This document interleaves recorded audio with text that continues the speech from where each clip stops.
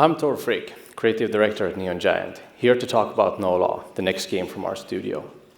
In our first game, The Ascent, our small team pushed the out-of-the-box UE4 tech to its limit to make a highly detailed, lived-in cyberpunk world. For our new game, Nola, a high-fidelity, immersive, first-person shooter set in the unregulated city of 𝗪𝗀𝘀𝗃, we knew that our best starting point would be building a game around the core feature set of Unreal 5, because a small team like ours needs to work with the engine, not against it. We realized early on that out of the box wouldn't be enough. We had to push beyond the defaults and build our own workflow inside UE5 to make the world we wanted. We're proud of what we did with The Ascent, and Nola is the next step in that same approach. Our constraint was specific. We didn't want the largest world, but the densest.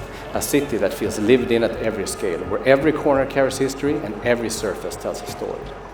𝗪𝗀𝘀𝗃 is shaped by human clutter, cramped market alleys, layered graffiti, worn stickers on electrical boxes, spaces that feel touched and retouched by the people that live there. Our goal was to tell a story with every frame, from a messy apartment where characters go about their lives to the skyline of the city. As a relatively small team, that ambition came with real challenges. We wanted extreme detail everywhere, but we also needed stability and performance without hand optimizing each location.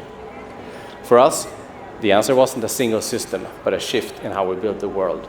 We prioritized density over scale, and we built a pipeline that let artists handcraft spaces without constantly stripping detail back and without relying on procedural generation. Nanite is what made that approach viable. It lets us keep a high level of detail across surfaces without treating every asset as a trade-off between fidelity and performance. Our custom implementation of FastGeo in combination with the world partition system enables a seamless experience that never breaks. It allows us to have details in every nook and cranny and tell a million small stories. In fact, we have more objects in any given frame than the entirety of The Ascent. With this workflow, we can preserve detail and density in every corner, from the smallest bolt on a freighter to the city as a whole, with no invisible walls and no loading. We build tools inside Unreal to help our artists handcraft the entire city, alley by alley, building by building, block by block. To show 𝗪𝗀𝘀𝘃's full range as an urban city overrun with vegetation, we needed dynamic lighting. From the cozy, lush midday sun to the darkest, the most dangerous alleys where even the bright neon light does not reach. The challenge was maintaining a fully dynamic day, night, and weather system without unpredictable frame times. Lumen gives the foundation for fully dynamic lighting, and mega lights that our artists focus on the believability of the space instead of tuning every single light source. Every believable space needs dozens or hundreds of individual light sources. From the smallest blinking electronic warning light on a camera to the large neon signs above a marketplace.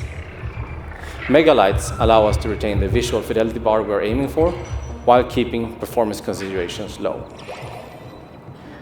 Once everything is dynamic, it starts to affect the gameplay in more direct ways. Players can shoot out a street lamp, flood a space with a flashlight, or they can leave an area in darkness and have the AI NPCs react to light and shadow, shying away from glare, searching through darkness, or escalating when something feels off.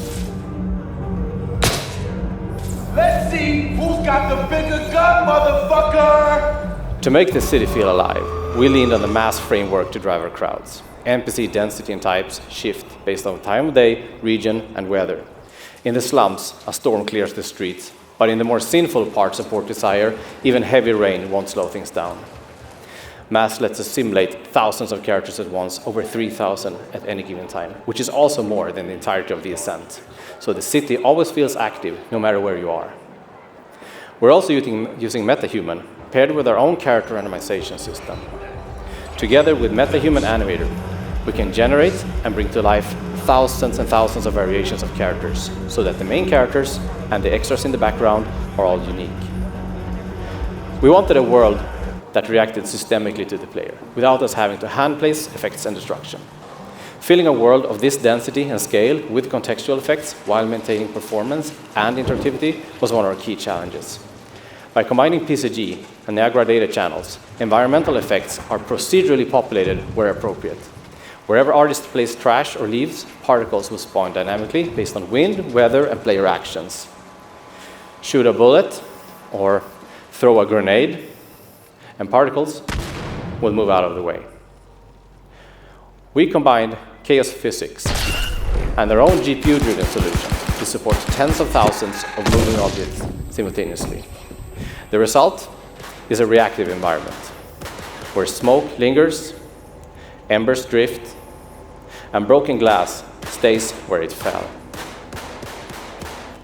Creating Nola has been the process of finding where the engine ends and our custom tools begin.